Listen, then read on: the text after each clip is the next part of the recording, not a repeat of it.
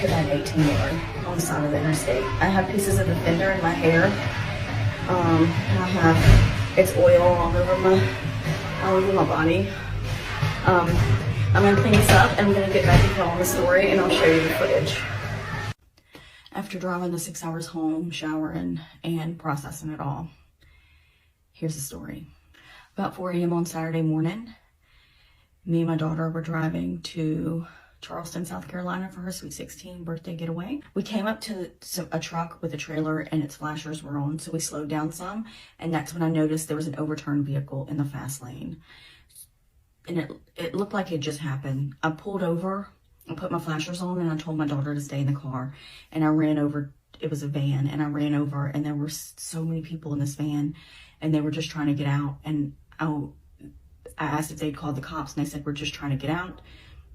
And they were helping this woman out off the side of the van, and I grabbed her hand and I helped her get down, and she seemed out of it, and I was holding her hand and she was wobbling around, and I said, baby, you got to sit down.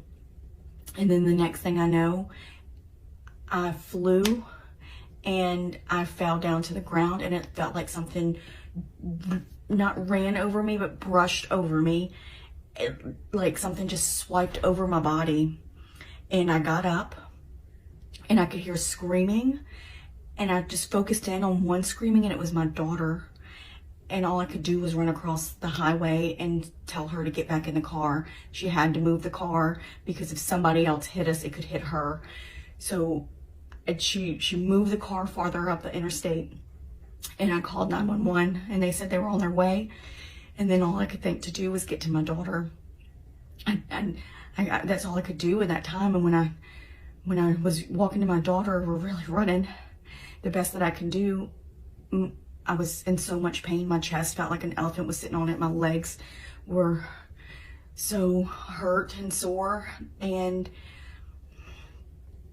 I looked up, and there was an 18-wheeler that had crossed the median into oncoming traffic, and I knew that's what hit me and ran over and brushed over me was the 18-wheeler. And my daughter's freaking out. She'd already called my husband by then and my father-in-law, and I just told her, we've got to get to the hospital. I can't breathe. It was so hard to breathe.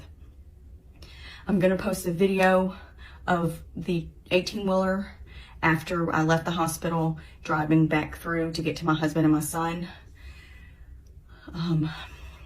I will not be posting the vehicle in the video because somebody did pass away.